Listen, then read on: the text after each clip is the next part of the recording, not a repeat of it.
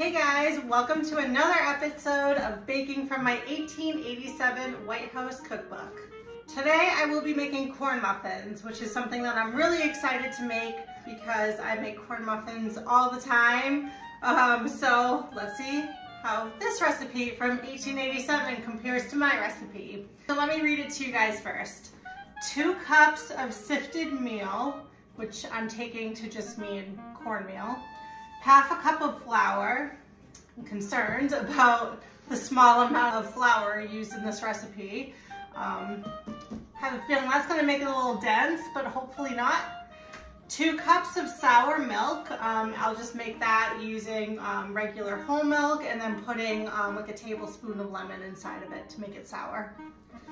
2 well-beaten eggs. Half a cup of molasses or sugar. I will be using sugar. A teaspoon of salt, 2 tablespoons of melted butter. So those are the ingredients. It doesn't say what temperature my oven should be at, so I'm just going to default to 350 like I always do. So I'm gonna preheat my oven and gather my ingredients. All right, I'm gonna be super old-fashioned here and use a bowl and a wooden spoon instead of my mixer, because maybe my other recipes from this cookbook came out like crap because I used my mixer. Who knows? Maybe that was the reason why. So let's try a bowl and a spoon this time. All right, so the first thing I want to do is mix together my 2 cups of sifted meal, cornmeal, and my half a cup of flour.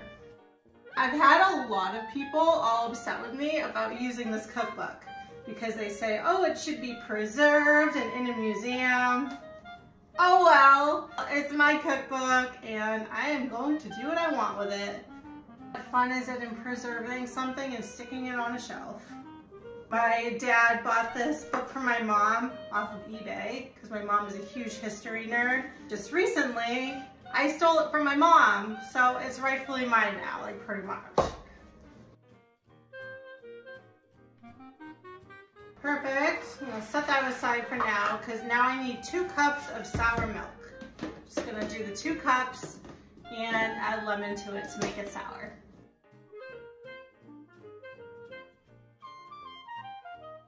Okay, so it says to add the milk into this gradually.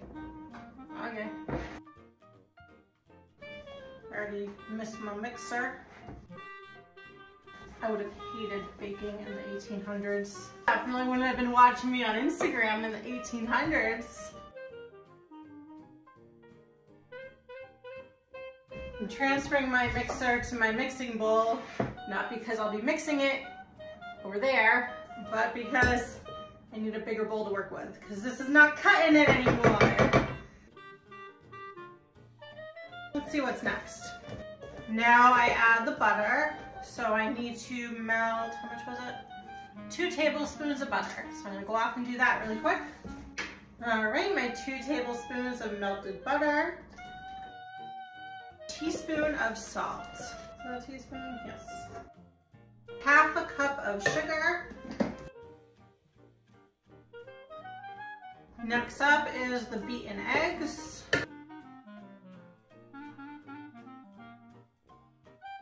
All right, so now it's telling me, it says, lastly, dissolve a level teaspoonful of baking soda in a little milk and beat thoroughly all together.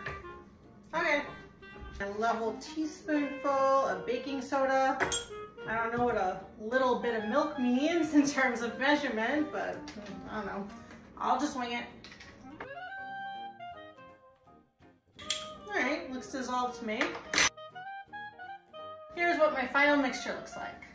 So lastly, it's telling me to bake nearly an hour in well-buttered tins. No, not doing that. Not falling for your trick again, little 1887 White House Cookbook.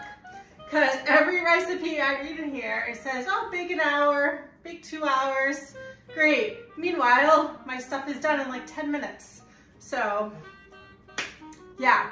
I'm going to throw these in my cupcake tin with cupcake liners, and I'll check them after like 15 minutes and they'll probably be done.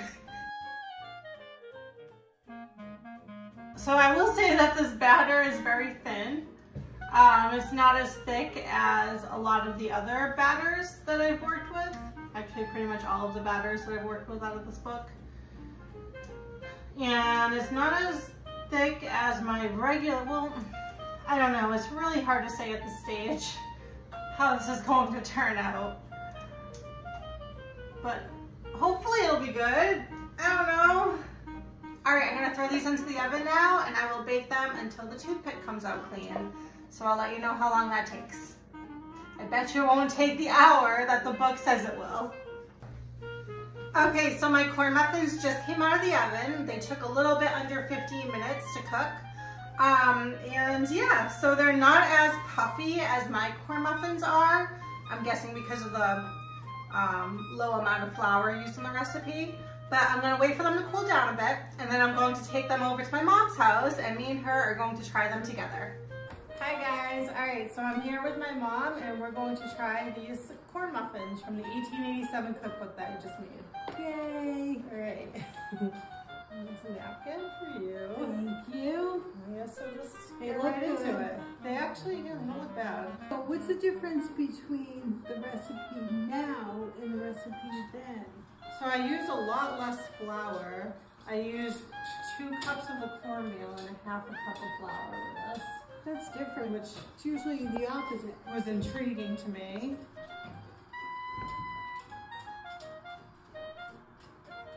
It's really sticking to the wrapper, okay. It's good. I like it, it's good.